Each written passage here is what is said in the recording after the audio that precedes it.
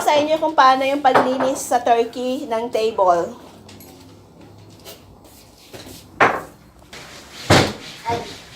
Yung pagpunas na ganyan ay mali dito sa turkey.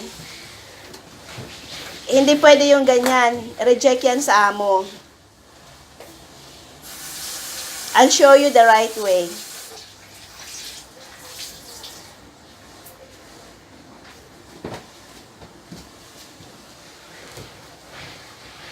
Hindi yan. Mali yan. Grabe naman ang trapo. Proper way ng paglilinis ng table dito sa turkey. Una, pero depende sa amo. Una, ito, pupunasan mo yung lamesa ng, ito yung table na kainan. Lalagyan mo ng, ayan, sabon. Ganyan mo siya. Gaganyan mo. Ganyan ang proper way ng pagpunas. Ayan sa dulo, ganun. Parang saluin mo yung dumi. Pagkatapos nun, ito yung malinis, yung wet siya. Wet na ganito. Yung pamuna sa table talaga.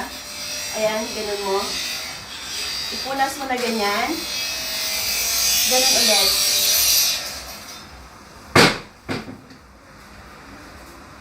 Ganyan. And then, uulitin mo, babanlawan mo.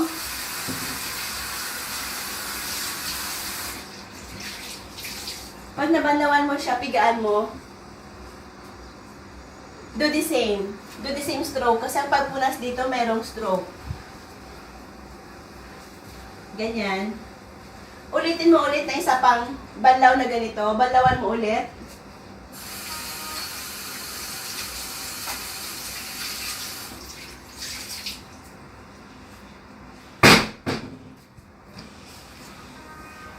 Ganyan.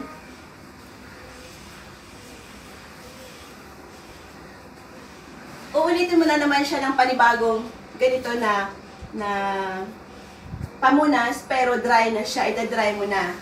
Ganun po ang paglinis ng table dito sa turkey. Oh, gusto pa rin yung magpakatulong sa turkey?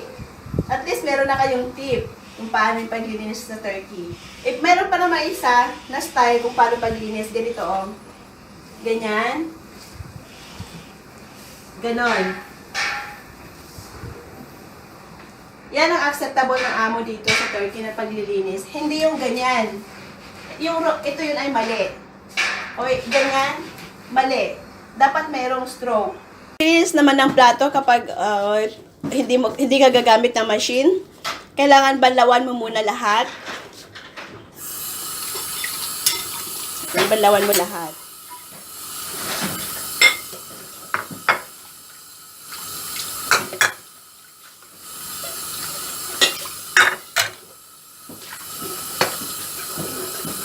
Use the sponge.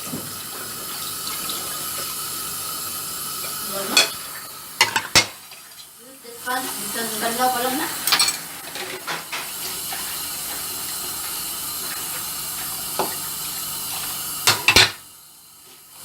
Pati yung kaldero. Lahat na madumi, babalawan mo.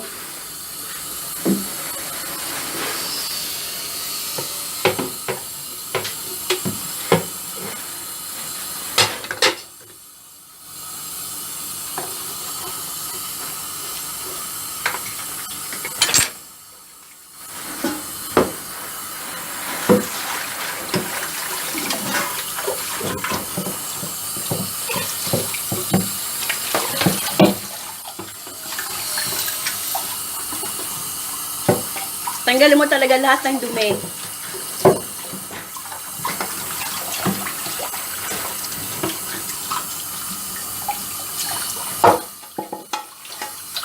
Ayan.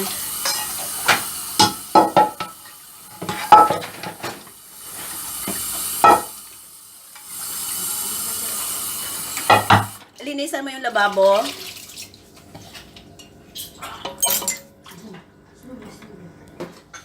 Ayan, pagkatapos yan, sabunan mo yan, yung tawag niyan, lababo, sabunan mo. Yung lababo, sabunan mo.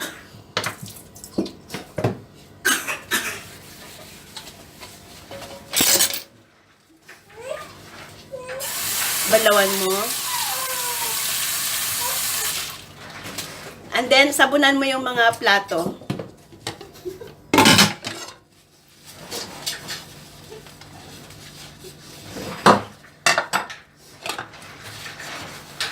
Huwag mo ilagay doon. Ilagay mo dito sa, huwag mo ilagay yan. Iangat mo ganyan. Ganyan po ang paglilinis ng plato sa turkey kapag you wash by hand. Lahat sabay-sabay.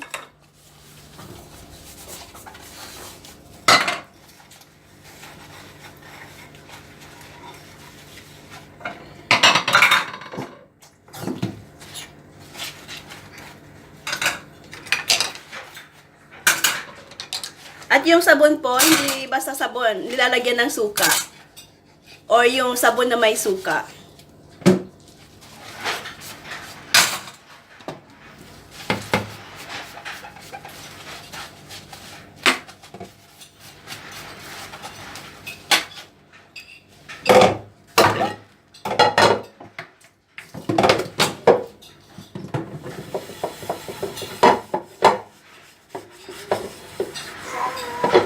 Okay? Balawan na siya.